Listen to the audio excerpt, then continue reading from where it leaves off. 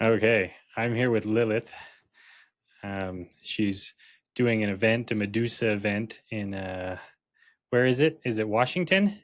Yeah, so I'm in the Pacific Northwest in Washington. We're like 30 minutes outside of Portland. Oh, yeah, I love Seattle. It's so pretty.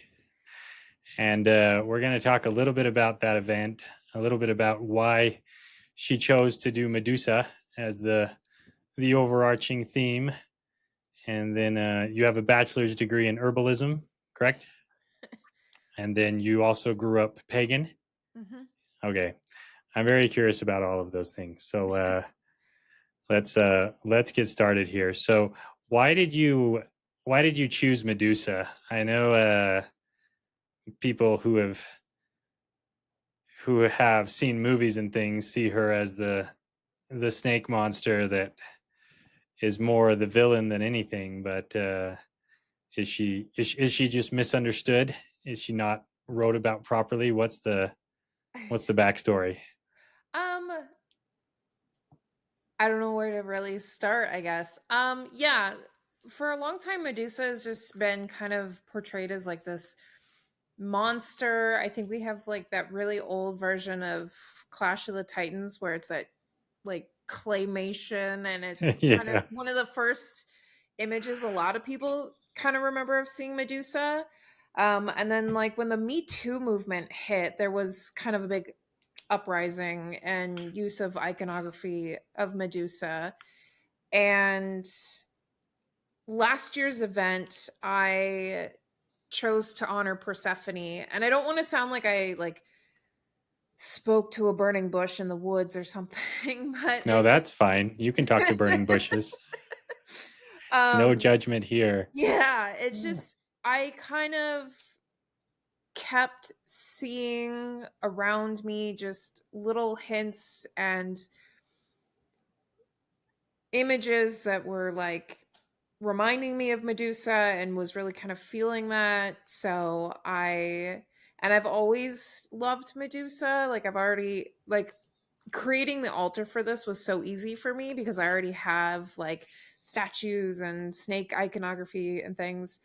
Um and no, I didn't know what that this year was going to be the year of the snake. Everybody had asked me and they're like, "Did you know?" I was like, "Oh, I guess not." So everything just kind of like falls into place, it seems like. And then just kind of with how things are going politically in the US, it's a very strong theme. A lot of people are really resonating with it. And so in this time, like I've spent the whole year researching out Medusa a whole bunch and trying to get to kind of the main, like the core story of Medusa. And so, because there's like a lot of different versions and Yeah, iterations. And it kind of plays a little bit into, like histories written by the conquerors. yeah. Um, and so what I'm seeing with Medusa and her story is she was an immortal Gorgon born of two sea gods, and she has two sisters that are immortal, and they're also Gorgons. And then there's a good novelization called Stone Blind that I recently read, and so it kind of takes it less out of this like myth and more of like seeing her as the actual character Hmm.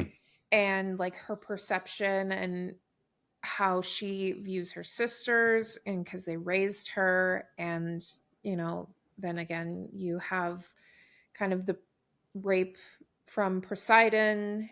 And I liked how it didn't like gloss over it, but it didn't like focus on that point because a lot of people just kind of focus on that aspect of her story a lot. And I mean, I can see why.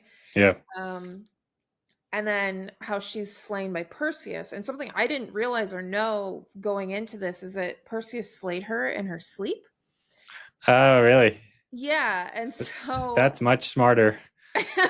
and trying to take her Who's on outsmarter? one-on-one. I mean, yeah, I and mean, it's it's bad, it's evil because yeah. she's a tragic character, right? But Well, and like there's a lot of people that see Perseus as this great hero, but he also needed like a lot of help. And so like a lot of like he had help from Hades, he helped from Hermes, he even had help from Athena, like giving him the shoes and the helm and the sword, like all to help him slay Medusa. And so I just kind of thought that was interesting. And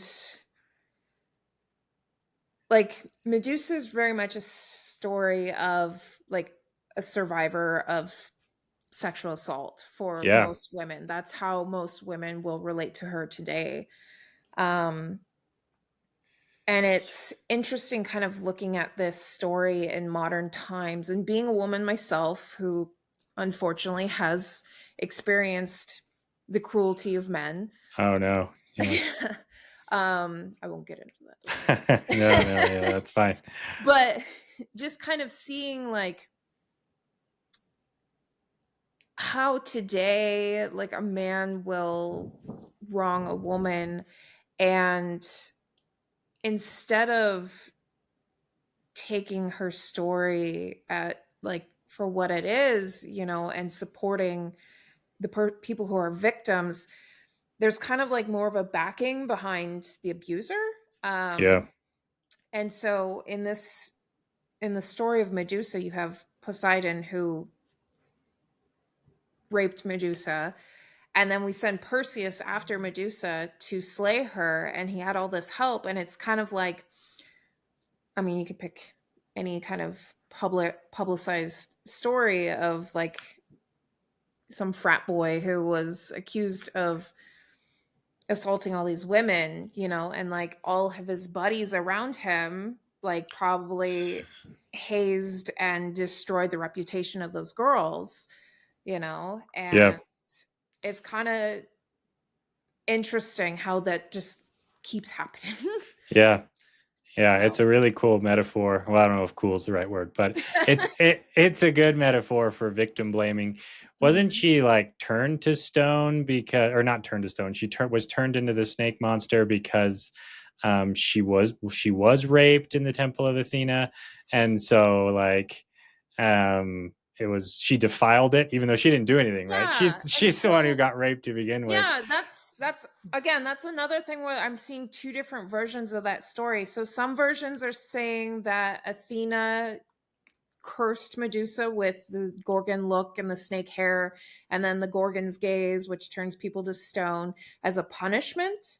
Uh, Um, and then there's the other side where it's sought as like a way to protect herself. And I kind of like that version more of a way to uh, protect herself, um and like I personally related to that as well. I went through kind of like that phase where I didn't be super femme and be super pretty or what, and just kind of like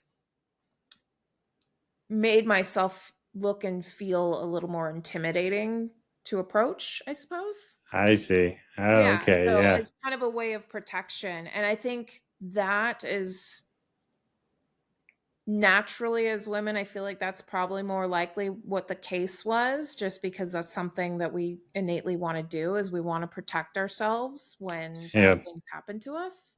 So Yeah, you kind of retreat inwards and yeah, become the monster that they make you into or whatever, so you can yeah, defend yourself. I Yeah. mean, if everybody's gonna like treat you that way, it's like, well, why not just fall into it? Just be that, right? Yeah. I don't know much about Roman mythology or Greek mythology. I took a college back in, or a college. I took a class back in high school. Mhm. That's about the extent, and I have studied a bit, but I don't know if you know the answer to this question, but I'm going to ask it anyway. So, a lot Okay. of these myths, do you feel like they're allegorical? Do you think like for example, that's who I'm dressed as is Ovid the poet who wrote it or whatever. But do you think it's kind of like he was trying to tell a story using mythology, or do you think it's like legend that was passed down? Like someone, someone went to sea and they claimed all these things and they came back and wrote it or whatever. Like, is a lot of Greek mythology, this makes me look really dumb, by the way, but I'm going to ask it anyway. Is it more allegorical, or is it like fantastical tales, or do we not know, or do you not know? I don't know. Um, so like some of the first renditions of like Greek mythologies that we have are Odysseus and or no, Iliad, right? Oh, the Yeah. Iliad, yeah. Yeah. And I think I don't know, I think there's a little embellishment A throughout little there. bit of both, yeah. Like the Yeah. Battle of Troy, and because I was thinking, I was like, these are a lot of these stories are cooler than Marvel movies or whatever, Oh and, yeah. and I wonder if that was like their Marvel movies or whatever, telling around the fire. I know poetry was really common back in Roman times. They'd have a poet stand up there and tell a story in the amphitheater in the Colosseum or whatever, and so I just wonder. Um, what they were, if they were just like stories, or were they exaggerations, or a little bit of both. Probably a little bit of both, right? I would say probably a little bit of both. I mean, I've studied like multiple mythologies, right? So like Viking, Egyptian, Greek, all of them, and they all kind of have similarities. And so I feel like yeah, I feel like they're just stories that kind of got embellished a little bit more and a little more. I mean, it's like think of when somebody tells you a story and then you like go home and tell your wife or whomever and then you embellish it a little bit in your own little personal way, but not too much so it's so far from the truth, but that just keeps going and going from there maybe. It's like a 5,000 year game of telephone. Yeah. It just gets completely out of hand. Eventually there's like snake monsters and krakens and Yeah. Well, magic swords. there's some iterations of Medusa that I'm finding that she also has like ringlets for hair, or maybe she had dreads and it wasn't actually Oh, snakes. So there's a lot of different images for her out there that I'm finding. okay. So it probably is just a crazy game of telephone. They didn't have the internet back then, and so not that the internet's a good source of information anyway. So maybe that's a terrible example, but stories got diluted and changed as people traveled around. And Hmm. okay, all right. Well, I want to talk about herbalism now. I don't know how much you want to talk about it, but I want to talk about it a lot. So too bad for you, I guess. But uh, what inspired you to go into herbalism? Because I think that's really cool. um, so I actually had to think about this before we got onto here. Because I had to was like, why did I do this? So my grandfather, so I grew up in the Pacific Northwest, and my grandfather used to take me out on hikes all the time. And he taught me how to identify so many different plants, like just Oh, all over. So now, like, we'll go out and I'm like, oh, yeah, that's Oregon grape. Oh, that's Trillium. Oh, this is Delphinium, stuff like that. And so that was kind of what's first sparked it. Also, my parents doing environmental restoration. Um, and I always had like medicinal books, like herbal medicinal books on hand, hmm. like just in the RV with us, because my parents weren't the greatest at keeping the first aid kit super well stocked. Cool. Well, I That mean, whole that's like not cool, slap but you some know what I dirt mean. into it Yeah. kind of thing. Um, but what really pushed me to seek out getting an actual degree was I was actually diagnosed with Lyme disease probably about 8 years ago. Oh And no. yeah, and so I started with like modern medicine, and the amount of pills and everything that they had me on, I was feeling worse. Like I felt sick. I thought I was going to die just from taking 20 different medications in a day.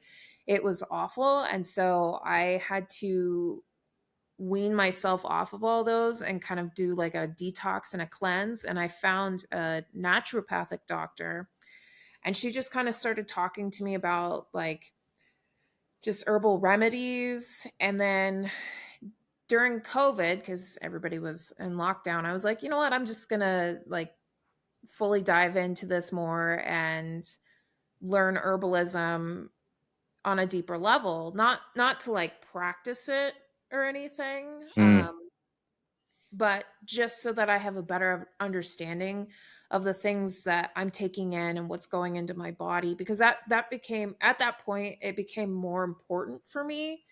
I mean, because like most all medicine at some point or another came from a plant or a root or yeah. something natural, and it just, taking a naturopathic way felt so much better and healthier for my body instead of like very harsh pharmaceuticals. So, Oh, interesting. So you went more of a natural route with the Lyme's disease. Like yes. what what did you use?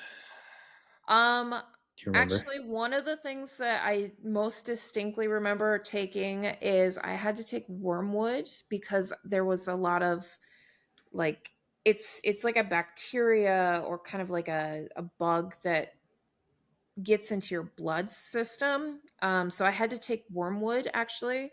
So I was on wormwood for 2 days and then I had to be off of it for 3 days because, like, if you build up too much wormwood in your system, you'll start to hallucinate, which is like Jeez. where absinthe is like popular for that. So, although Interesting. modern absinthe, I don't think they use quite as strong of wormwood. Is it synthetic? Do you know? Yeah. Okay. Yeah. Yeah. A lot of the modern psychotropics and things, they're just like, oh, let's just make it. Because, yeah, I was, my undergraduate work was in mushrooms, natural products chemistry. Hmm. And a lot of those mushrooms are really hard to grow, actually. You need just the right kind of salt spray and feces and rotting wood. And it is really hard to cultivate. And so, yeah, I was part of the Utah Mushroom Society, and we go out and collect them and stuff like that. Not necessarily the psychotropic ones, but I mean, yeah, some were psychotropic, but uh, yeah, and they'd have like a big cookout and everything. And but anyway, yeah, making that stuff is much easier than finding it in the forest Yeah. or whatever. So I guess if the apocalypse happens, I know who to call if I need to find some medicine in my Yeah. backyard or whatever. Do they teach you um, stuff like that, like foraging, like how to make, like I know dandelions are edible and stuff like that, but what's the? I'm really curious what they really teach you in these herbalism classes. Like, what's Um, the main theme? I learned a lot about like the history of certain plants as to when they started using these certain herbs, kind of like the regions of where they came from too. And then on foraging, like sustainable foraging was a really big important one. So like not over harvesting things, only taking what you need, taking only portions of the plant so you don't kill the whole plant and it goes extinct or dead. Yeah, yeah, yeah. Because trimming plants actually makes most of them grow, right? Rather Hmm. than ripping them out by the root. Hmm. Okay. Yeah, yeah. We talked a little bit before, so you know this, but my background's in pharmacology, and I'm really curious. I do think there's a lot of secrets out there hidden in the bushes, as far as different medicines and things. And yeah, like I said, I did natural products chemistry as well, where we would go into the forest and bring stuff back and break it down. And one of the mushrooms I found had a really potent cancer inhibitor, protein kinase C. Not that anybody cares, but it's really hard to synthesize and it's expensive. Yeah. So theoretically, you could grow this stuff in mushrooms or whatever. Most stuff they do find from natural products, and then they splice it into a bacteria and just make the bacteria grow it and go from there. You know, insulin or a lot of these other drugs. But Hmm. you know, so the next thing I want to talk to you about is growing up pagan. Okay. Was it like a big thing, or was it just kind of a casual thing? What? How did it Um, influence your life? in my like very early years, it was very big and a very large part of my life. Um, to kind of like take it back a little bit into my lore, as you would call it. My grandmother actually was one of the main first founders of one of the big Oregon pagan communities out here. And my dad had actually been training and learning from her, and he's also Lakota, so he was kind of taking Oh, his shaman walk sort of cool. training. And he needed to get his ritual garb because it came not like a graduation, but sort of like the pagan equivalent of a graduation. He needed ritual garb, and my grandmother was like, okay, well, here's where you need to go get your ritual garb. Like she'll do all custom, like whatever you want. Because like in our group and community, there wasn't like a specific ritual garb. It's like if you like the color green, then you got green robes. If you liked antelope, you got antelope embroidered on it. If pine cones were your thing, you had pine cone trim, stuff like that. And so my dad went and met this gal who was my mother and her daughter, my grandmother's daughter, obviously. um, and so they met and they just headed off. So my grandma likes to take credit for them meeting. And then at a fall equinox event, actually, they had a conception ceremony. This is like way more information than you were probably expecting. No, I'm very curious. A conception ceremony? Yes. So my Uh, parents had a conception ceremony that was actually blessed by my grandmother and the entire community. And so they conceived me, and I was intended to be born on the summer solstice. And the way that my grandmother always makes it out, like every year for my birthday, I always felt like I was supposed to be like some grandiose chosen one, but I was actually born like 2 days late. So Oh, good going. yeah. So that was like very, very, very, very early. And then we always went to equinox and solstice events. My mother is a historical costumer, by the way. That's why she was kind of like our community's ritual seamstress. She's a what? A gossamer, so she A sews? historical costumer. Oh, costumer. Oh, I thought you said Yeah. gossamer. So I was like like, her wow, that's favorite fancy. era, her favorite era is like the Elizabethan era, which makes it a nightmare to watch movie like historical shows and movies with her, because she'll be like, "Oh, those snaps weren't invented until the late 1800s." And it's like, "Mom, just watch the show." She points out every Yes. anachronistic fiber on everybody's bodies. Yeah, anytime a costumer in a show takes any sort of like creative liberties, she's just like gripping the seat with like her nails dug into the pillows and stuff. She's like, that's all wrong. Everything's Yeah. wrong. Can you tell me? I'm not trying to be perverted here, but can you tell me about the conception ceremony? You don't have to if you don't want to, but Um like, is everybody like standing around? it's just kind of like a big bonfire and just kind of a quick blessing. Um like speaking goodwill upon your Oh, I journey, see. Okay. stuff like that. And then they went away into their teepee. Oh, okay. Yeah. So it wasn't like super detailed. Like we didn't like have like a bunch of people watching or something like they do in the movies. Okay. Yeah, just curious. No, I've got Mormon background, and I don't think the original Mormons did this, but no, they would have conception ceremonies in the temples, and people would like stand around and watch, like, you know. Yeah. But Like there's cuz you think of like when people get married, there's like the bedding. right, And yeah, that's really actually common. yeah, and that's actually how canopy beds were invented, is so that you could provide some bit of privacy for the couple to like Ah, close the curtains, but they would still be interesting. secure. And the whole reason for that was like you had to watch to make sure that it had actually happened, like proof of like consummation. That's the word. Yeah. Yeah. So someone would have to go in and make sure that there was blood and all of that, like in the Yeah. Jewish tradition where they hang the bloody sheet from the flagpole. They're like, look at this, everybody. Pretty cool, Ugh. huh? Yeah, all that stuff's actually really fascinating to me because I'm getting less and less judgmental about that stuff. Obviously, that's a little weird, but I'm sure they had their reasons, right? Like it I'm not makes sure what it sense, was, but but yeah, you had you to have to. trust, but verify, I Yeah. guess. Can you tell me about some of these equinox and solstice festivals or events that you went to growing up? What were those like? Yeah, so we had so like Spring Mysteries was a big one, and then there was Summer Star, which was huge, obviously because it was around the same time as my birthday.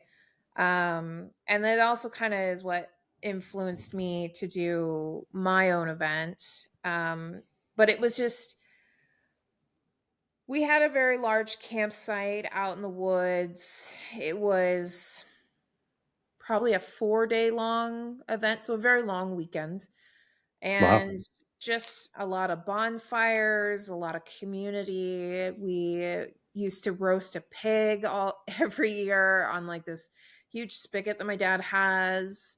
There would be kind of a bit of a market. It would mostly be amongst our pagan community buying and selling between each other, but all of it was like handmade wares.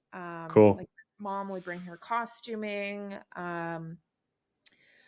One of my best friends, like her mom was into like pottery and ceramics, and so we used to have tons of cups and mugs and things made by them. There was a guy who used to hand carve wooden spoons, just everything. Like It's like a druid, not druid, a pagan swap meet or something kind of, along those yeah. lines. Like Okay, everybody just brought their homemade goods. There was people who had salves and lotions and stuff that they made too. So that's really cool. Would you do any like rituals, like like a Burning Man type thing? Throw your doubts, your fears, your addictions into the yeah, fire, watch yeah. it burn. Was there any of that kind of stuff? Yeah, I remember as a kid, one year we did actually celebrate like the year of the dragon. I remember because my mom had made the like a big long, not like a Chinese dragon, but similar. So all of us kids were like in the little dragon costume thing, and I have like pictures of me dancing around with some of the other kids under this giant dragon. We would do rituals. A lot of the people that were there were like dancers, like belly dancers. We had like a snake charmer dancer gal who would kind of bring out this big boa and dance around the snake.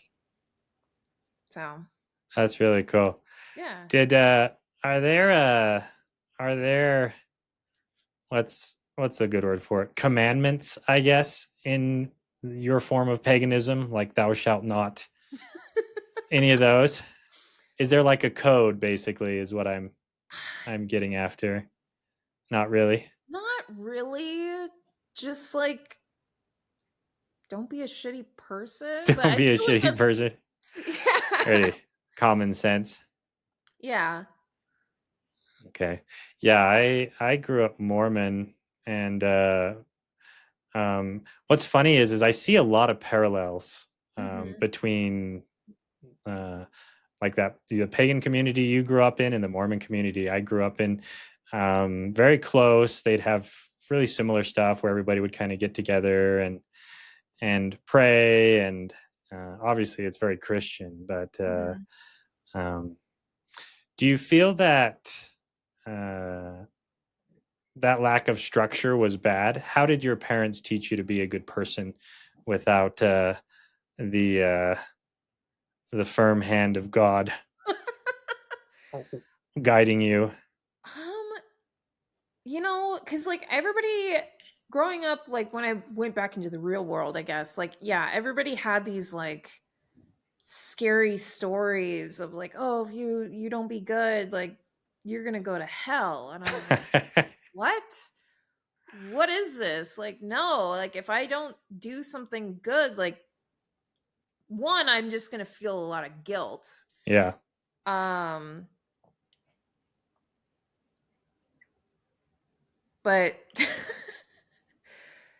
yeah, I just uh yeah, I didn't have like I would just get in trouble. Like, Okay. "Oh, you're like in timeout now. I Okay. So they would just use common sense. It wasn't like a Yeah. strict. Okay. Like it wasn't this absurd, like overlording, overpowering thing that was gonna come down and like strike you down sort of thing. It's Okay. just like, well, I'm really disappointed in you. And that right there from my That was dad was enough. like all it took. I was like, All it I'm so took. sorry. That's worse than the fear of damnation. Yeah.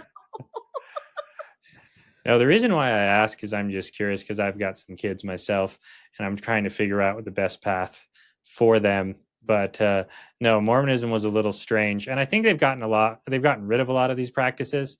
Where, like, Mm. yeah, if you drank coffee, you'd have to go in front of the bishop, or if you they called it self abuse. I don't know if you can extrapolate what that means.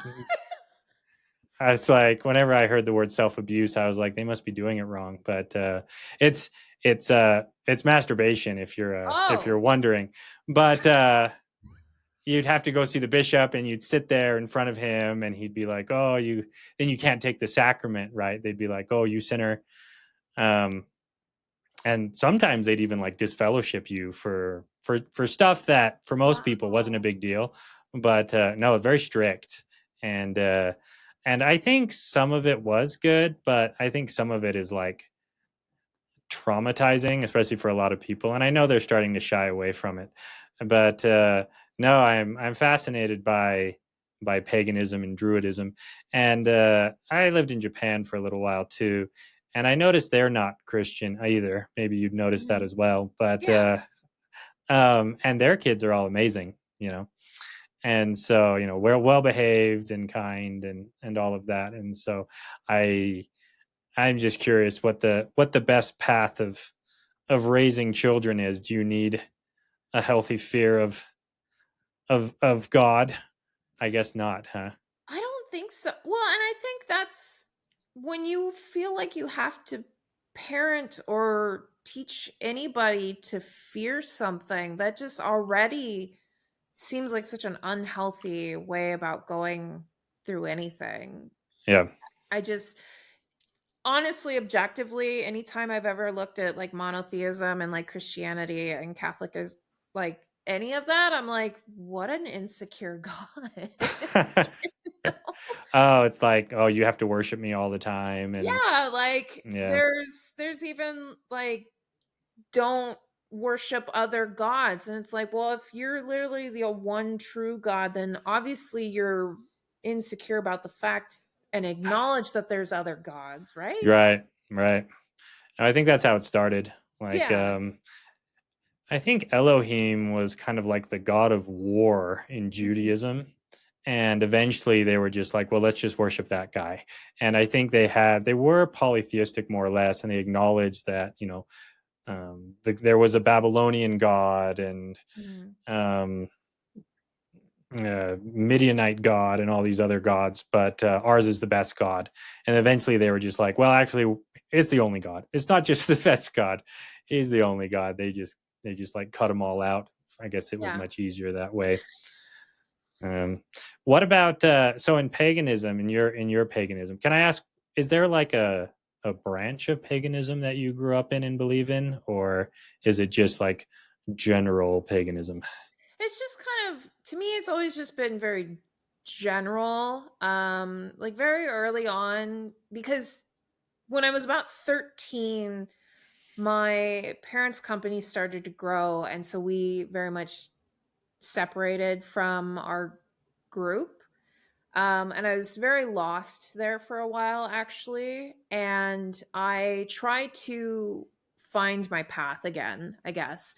And so in that, I was like finding all these other different sectors, basically, Mm. of like Celtic paganism, Norse paganism, Druids, Wicca, all of it. Yep. Um, and actually, for a little while there, I kind of just landed in like the Buddhism realm, which I know isn't paganism, but depending on who you ask, like anything other than believing in Yeah. one To the God is Christians, it's pagan. paganism. Yeah. Yeah. So, I also actually, funny enough, the school that I went to was mostly Mormon kids. Oh, really? Yeah. And so they would Where be was like, this? River Homelink is the school that I went to. It was like an alternative school because I was homeschooled partially, but then I Oh, had to oh, like, yeah. I see. Yeah. yeah. Homeschool. Yeah. It's really popular. Mormonism. Yeah. Yeah. Yeah. So, they would be like, "Well, what are you?" And if you said you were spiritual or if you were pagan, they would be like, "Well, you're going to hell." Like no questions asked. It was like, "Whoa, whoa, whoa." Like technically I'm a better person than you, not to say anything, but I've seen you literally cheat on your girlfriend like 5 times. How am Right. I going to hell for this? Oh, yeah. And then I started just telling people like, "Yeah, I'm Buddhist." And they're like, "Oh, okay, okay. Yeah, I get it." I'm like, Like "Okay. Buddhism's fine, just Yeah, not like that's fine. That's fine. You're not going to go to hell for being a Buddhist." Like, okay. witchcraft or whatever. So, Yeah. what what's the theory on the afterlife in paganism, in your form of paganism? Is there an afterlife? Is it like reincarnation, like the Buddhism type thing, or do you just not think about it? Um I like the idea of reincarnation. I'm also kind of just open to whatever happens happens. Don't worry about it. I just I think people get so obsessed with death in such a weird way that they don't know how to live. Yeah, for sure. Um, yeah, this is funny because yesterday actually we were just talking about like keeping cremation ashes, and I just find that kind of weird to do. You want to send it back into the ether? Yeah, like just go back into the earth. I believe that we are all our own individual energies, and if that comes back and is recycled, then that's great. If not, then cool, you get to sleep for a really long time. You get to take a breather. Yeah, Yeah. which shit, I wish I could get a break from this world. Get to relax a little bit. Yeah. You want to hear my theory on Yeah. on life after death? My theory is that it's kind of a multiverse theory, but it's also the idea that if something happened once and time is infinite, then it can happen again, even if it's a 1 in 100 trillion chance, right? Yeah. And so um, I did happen once, so I know I exist, and I'm sitting here, and so the stars aligned, and the stars exploded in just the right pattern, and my parents met in just the right way, and so I exist, and if time is infinite, it's just going to keep happening. That's my opinion on it. So it may take a trillionth to the trillionth power, Yeah. but it's not reincarnation per se, because it's not like I'm coming back as a butterfly or a grub or something like that. But I'm coming back as me, and it's like a reset. Yeah. And because I'm not alive to tell the passage of time, to sense the passage of time, it's like I wake up again in the blink of an eye. Even Okay. if it took a trillionth to the trillionth time, if time is infinite, then it's just going to keep happening. You never get out of it. And in Mormonism, you become a god. I don't know if you're familiar with that, but eventually, anyway, and you start making planets and all that stuff. And I was thinking, I wonder when that would get boring. Uh, because you're like all knowing, all powerful for billions of years. I think eventually you'd be like, well, this is boring. And Yeah. so to me, I like my version of what happens after death, because it's like hitting the reset button. you don't know what happened in your past lives Mm-hmm. because you're so removed from it. But you get a fresh start every time. It's like playing the your favorite video game every time, but you never remember it, so it's fresh every time. Okay, yeah. That's my theory anyway. That's what keeps me from existential dread that I'm gonna die someday and fade into nothing. Yeah. So there's there's really no code of any kind in paganism, huh? Because most religions, would you consider paganism even a religion? What would you consider it? Well, I feel like some have a code, but I think unfortunately for a lot of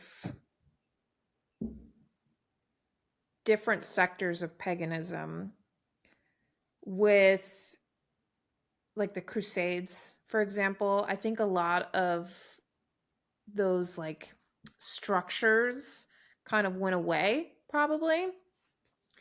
And I also think that for a long time we've sat here and watched Christianity be a thing and look at ourselves and go, "Oh, well, like in order for this to be a religion, it has to be like this, right?" Yeah. And so a lot of times when I get into these modern pagan witchcraft groups, um, I see a lot of people that sit there and say, "Well, this is how you're supposed to do it. This is how you're supposed to do it." And then you have Yeah. somebody else who's like, "Well, this is how you're supposed to do it." And it's like there's all these just different ways that you're supposed to do things, and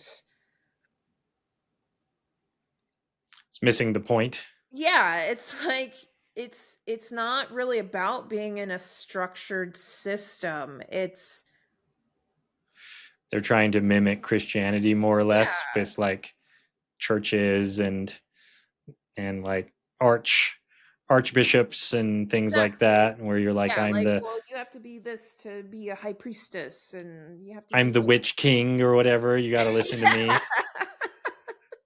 I know what's going on.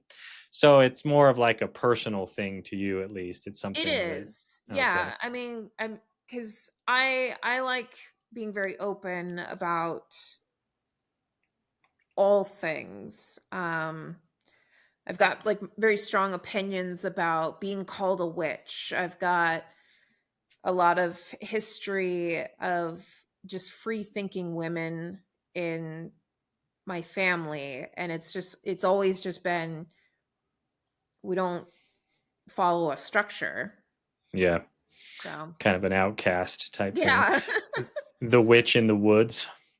Yeah, but yet people still gravitate towards that. So, Yeah. Yeah. Yeah.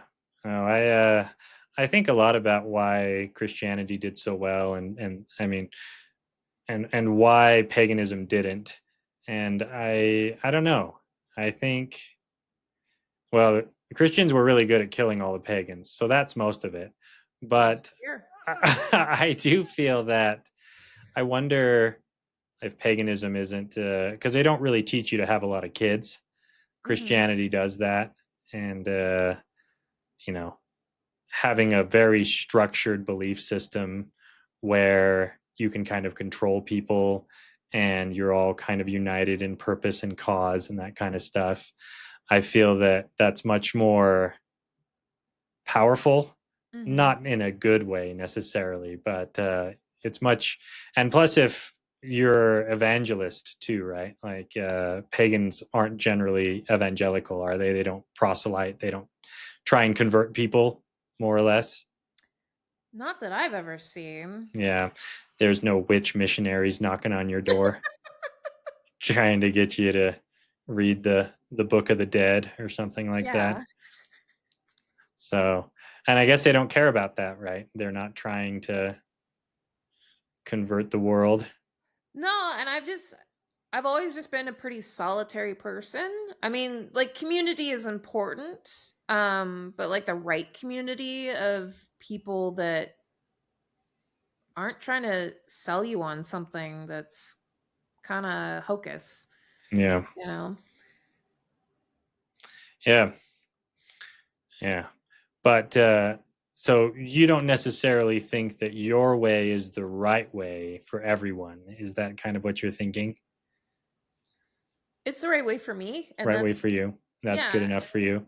I'm not going to try to sell somebody else on that. Like if somebody wants to ask me, and cuz like I have friends who are like, "Oh, I'm a baby witch." I'm like, "Okay, here's my books on herbalism. Oh, Here's some good books I know on feminism. Here's a great book on Greek belief system. Like, what do you want to know?" yeah. So most of this podcast, when I've talked with people, I try and get behind the science of things, and Yeah. I realize that's a really bad idea, uh, because a lot of this stuff can't be proven. But speaking on herbalism and witchcraft and that kind of stuff, uh, do you feel that there's what how should I put this? Do you feel that there's some science behind witchcraft that needs to be explored more, or is it all in people's heads? What's your thoughts on it? Do you feel like because of Western Christianity or whatever, it's been stomped out, or do you think um, it's just a lot of it is all in your head? What do you think? I mean, like a science behind like casting spells or Right. Yeah. okay. So I don't think that casting spells is really like a reasonable thing. I don't know how to like say it. Like there is power in intention, like um putting energy towards something like definitely helps you manifest stuff. When I go into like herbalism, a lot of how I use that is like tea, for example. Like Yeah. my stomach hurts, so I'll make a tea of ginger and peppermint and maybe some like mallow root just to kind of like settle my stomach, but I'm not sitting here like concocting some like crazy witch's brew, even though some people think that it is, like eye of newt or Right. whatever. Right. But I'm I I think we have just, again, it kind of goes back into that like fear has been used a lot to deter people from things, and I think people just kind of leaned into that a little bit at some point of like, yeah, I'm totally just gonna put a spell on you and like shrink your head down and turn Right. you Right. into a frog, Yeah. just to like fight back for that. Right. Yeah. Well, I actually finished it. This book called Rituals. I think I brought it up, but Yeah, what's it that? talked about spells quite a bit, and the he did a lot of research on it. I don't know how provable a lot of this stuff is, Hmm. but basically, what a spell does is it only works if you tell the person you curse them, because there's something called the nocebo effect. It's like the opposite of the placebo effect, No. where if you tell a person they're cursed, they start to believe it. And so it requires belief on both parties, I feel. So if the person believes that they can be cursed, then they start to, humans are really good at pattern recognition Yeah. and extrapolating things out of nothing or small things. It's like, oh man, my cat died, their curse did work, or something like that. And Yeah. so I do feel a lot of these curses, they did work, but they had to tell the person that I can because I can definitely see that there being wasn't any science the back then case. to say that these curses didn't work. And if someone's a well-known witch and they put a curse on you, this book talks a lot about it, but basically it messes with heart rate, it messes with their Wow. anxiety, it messes with all these things, and so the curse would actually work, right? But the Yeah. person had to believe in it, more or less. Hmm. But it would be powerful enough, like if you could be convincing enough to to to the person that you are a witch and that you can curse these people, it would work, right? So there is some science behind it. Basically, you're noceboing a person, turning them into I a mean, mess. yeah, I feel like, I mean, because I kind of believe in karma as well. And I think people just also invite that in. Like if you feel like you've wronged somebody and then all of a sudden bad things are happening around you, I feel like you kind of like self prophesied that a little bit. Yeah, yeah. I know statistical karma is a real thing, where you do enough bad, eventually bad comes back at you, Hmm. regardless. I think a lot of this stuff does have some science behind it, where people notice things. They're like, "Oh, that's a bad person," and now all these bad things are happening to them. I think it's just it's you reap what you sow, and a Hmm. lot of people want to put this fantastical stuff behind it, but I think a lot of it is just manipulation of human nature, Hmm. different spells and things, and yeah. But if for all those witches listening out there, if you do bless someone or curse someone, make sure to tell them, because then it'll start working in their mind, and it's a powerful force. I don't So. think I've ever told somebody that I'm going to curse them before. I think I have known people who think that I have. In fact, my boyfriend has literally said this. He's like, "I'm It's like pretty sure you put a hex on me at some point." I'm like, "You did that to yourself. I didn't yeah. do it." Yeah, that's what I'm talking about. Yeah. It's just the energy of the witch is enough to Yeah. they don't even have to curse people, apparently. You just Maybe I have am to. that powerful. Maybe you are that powerful, right? Okay. I really enjoyed talking with you, Lilith. This has been really fun. Yeah. Thanks for answering my million questions about paganism. I'm very curious. I've never talked to somebody who grew up in it. Most people that I've spoken with, it's something that came later. And so actually having parents that taught it and created a well-rounded individual, not to say that paganism wouldn't create well-rounded individuals. It's just I've never met anyone. So I didn't know what they would turn out like, but no, it's been Yeah, really great. there's a few of us out there that, we're just little fey children running around as kids in the woods and learning all kinds of earth mother magic. Yeah. I do feel like some form of spirituality or religion is necessary for Oh, kids. yeah. I think it's good. And I think it's who we are as people.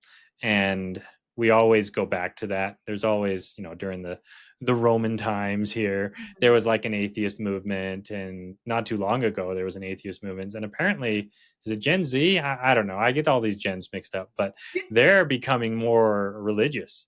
Ew. And it Why? I tell you, you don't. It's human nature. You can't fight it. And my theory is it's an evolutionary trait. It's a gene, and I Okay. feel like those who weren't religious, those who weren't spiritual, their progeny got weeded out because they were outcasts. They didn't believe in the shared myth. Okay. Um, maybe they didn't believe in the god that would protect them from the tiger or something, so they had anxiety all the time or something like that. Mhm. um, this book actually does talk a little bit about that too. It talks about how if you knew that the person next to you in battle believed just as strongly as you did in whatever god or whatever, you knew that you could win and you were more likely to win. Whereas if the person next to you was like a non-believer, probably, Mhm. and he's like, "Oh, this is all nonsense. I'm out of here." You weren't a united force, you know. And so the Okay. more religious tribes, whether it was the Christians or the Muslims or Old Testament Jews, they they're much more united, and they would just wipe out anybody who didn't believe in a god. And so because Wow. their tribe was so united that they just stomp you out, you know. And so I don't think it's going to go away ever.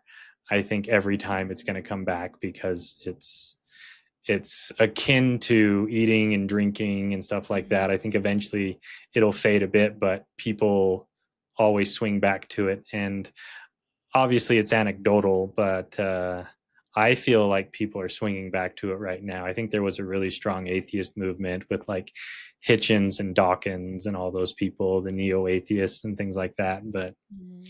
you don't really hear much about them or it anymore. And people are like, yeah, I'm spiritual, I'm religious. Maybe some of the old religions are fading, but the old religions, I think, are coming back, and there's new religions and things like that. But just something I've noticed. Okay.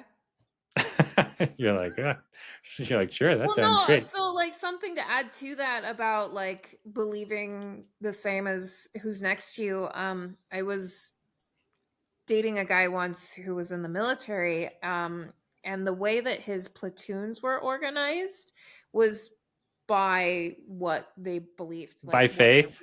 No yeah, way. they grouped them all together so that they would be, like, a stronger unit, and yeah. That's hilarious, but not surprising at all. That's what I'm Yeah. talking about. I think people realized that a long time ago, Mhm. that people who have the shared myth, Mhm. they're much more powerful than a bunch of intellectuals standing around being like, no, this is wrong. Like, no, this is right. Like, you just got to believe and rush in and start stabbing. Yeah, yeah. You're gonna win relative to the philosophers or whatever who don't believe it. But unfortunate, or maybe fortunate, I don't know, side effect of evolution, I Yeah. think. And so here we are. But for better or worse, we need it, I guess, in case the fanatic tribe next door doesn't come and wipe out all your free thinking. Maybe it's me and my, like, how I've curated my socials, but, like, out here, I guess, it seems like being pagan and all witchy stuff is, like, hot and trending, and it's almost obnoxious, like, it kind of annoys me, because like, I was the kid that they threw rocks at, like in Practical Magic, where they're Tried to like, stone "Witch, you. witch, you're a witch." Yeah, like, that was my childhood anytime I went Yeah. into, like, the real world and wasn't a part of the community, and now those same girls who, like, threw rocks at me back then are like, "Oh, I'm so, like, witchy with my moon water, and please join my Young Living pyramid scheme." Hey, I live across the street from the Young Living headquarters. You can thank Utah for all of those. Really? Yeah, those nonsensical oils and supplements and things. Yeah. That's Wow. hilarious. Yeah, they're Is it like, "Can I true get that tickets to your he, like, festival?" went to prison or something? They all end up going to prison at some Oh, point. okay, okay. Yeah. I worked at a company called New Ways for a while, and yeah, he did some serious tax evasion, and he ended up going to prison. It's another MLM, but yeah, we just churn those things out, and just spread them everywhere. If there's an MLM, I think Amway wasn't started here, but pretty much every other one, like New Skin and Young Wow, you're Living, sweet, man. DoTerra, they're pretty much all a spawn of Utah. And it's probably because Joseph Smith, the founder, was actually big into herbalism. So you've got a lot in common with him, Yeah. besides the multiple wives. I But could other still than get that, multiple wives too. yeah, it's never too late. Yeah, you can start another Mormonism Yeah. in the woods. That's how he Yeah. started. He even called it a sacred grove. Kind of interesting. It's funny because, like, when I started my event, so I call it Sisters of Lilith, and it started as a joke to call it that.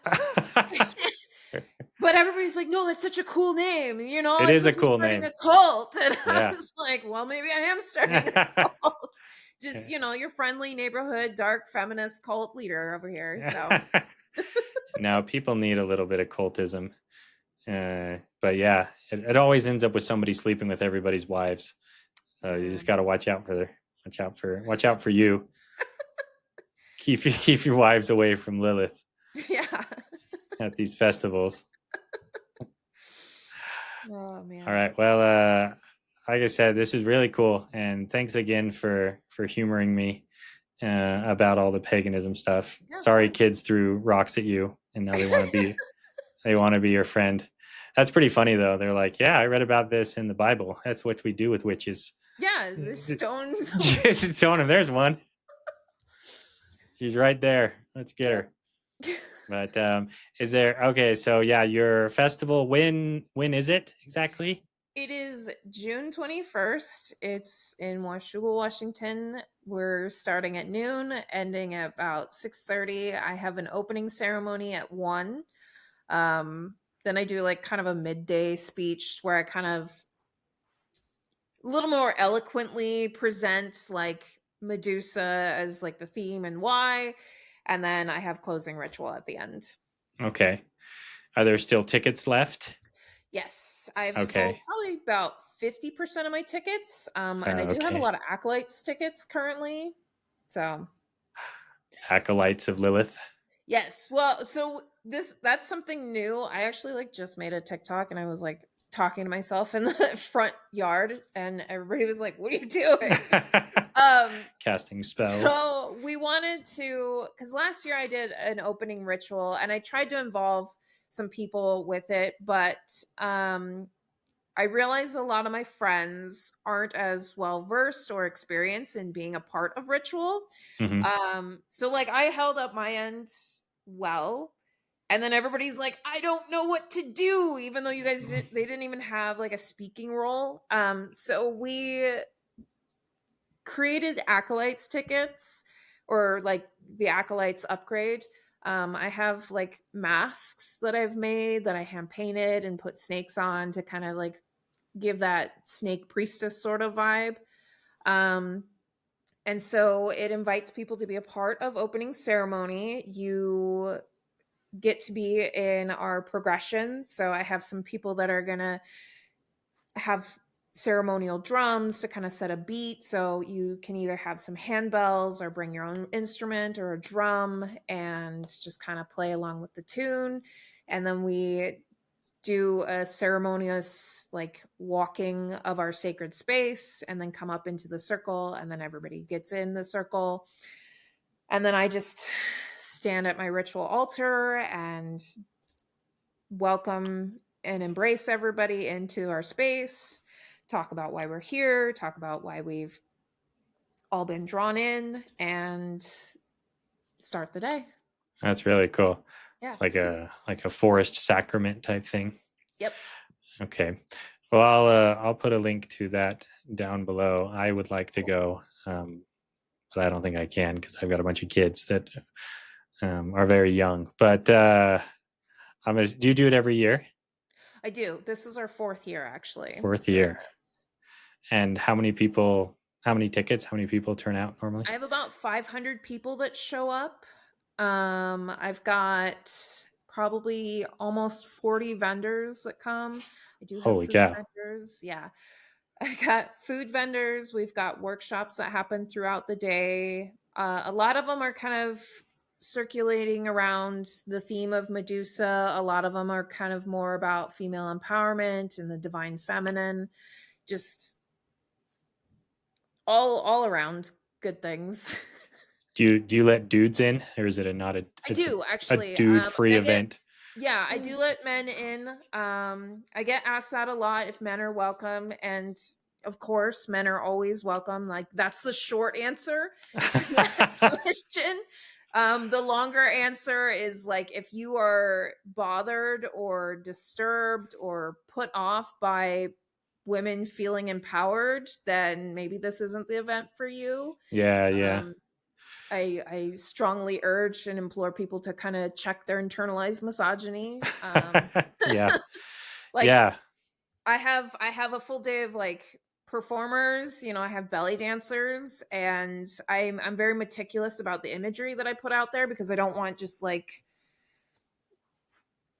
like very objectifying imagery of my performers going out, because it's not just an event for guys to show up and ogle at beautiful women, Like, oh yeah. Yeah. Start pulling out 20s and throwing them. Yeah. Yeah. So I want people to feel welcome. I want them to feel empowered, whether you're female, male, in touch with your feminine side, LGBTQ, BIPOC, whatever. Really, Yeah. just anybody who has felt suppressed and like they haven't had a voice in the past, to have a free, safe space. So, Yeah. You don't want people killing the vibe. no, I don't. Yeah. And on occasion, there are people that I'm just like, hey, can we keep an eye on this person? They're not Sick the dogs doing on it. them. Yeah. Yeah. Well, that's cool of you to let everybody in, though. So, all right. Well, yeah. Thanks again.